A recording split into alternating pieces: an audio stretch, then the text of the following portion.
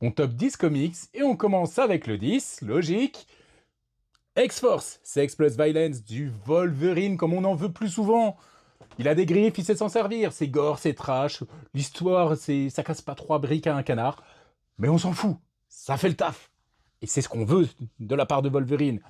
Ensuite, la séparation, Hulk, dessin de Marc Silvestri, c'est du Silvestri au dessin, scénario génial, Hulk versus Banner, du grand classique. Et un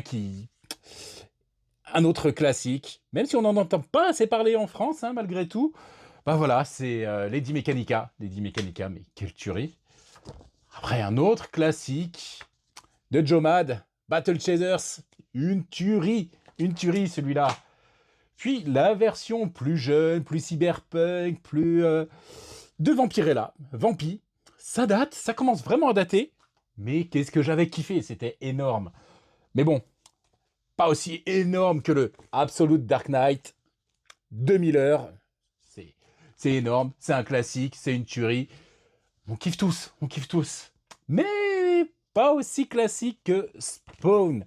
Spawn, mais j'ai pas besoin d'en dire plus, hein, c'est le classique, c'est quiconque l'a lu a adoré, attend la suite. Un nouveau film, alléluia, ce serait bien. On le veut, on le veut.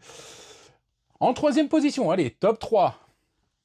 Hack Slash, avec Casey Hack, la tueuse de serial killer.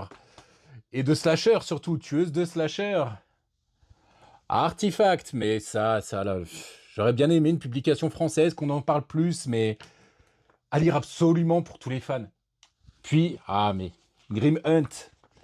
Grim Hunt, mais le Spider-Man qu'on veut tous, celui qui pète un câble, qui est speed, qui est violent, Spider-Man.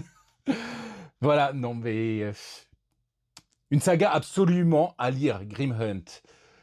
Donc voilà pour mon top 10 comics.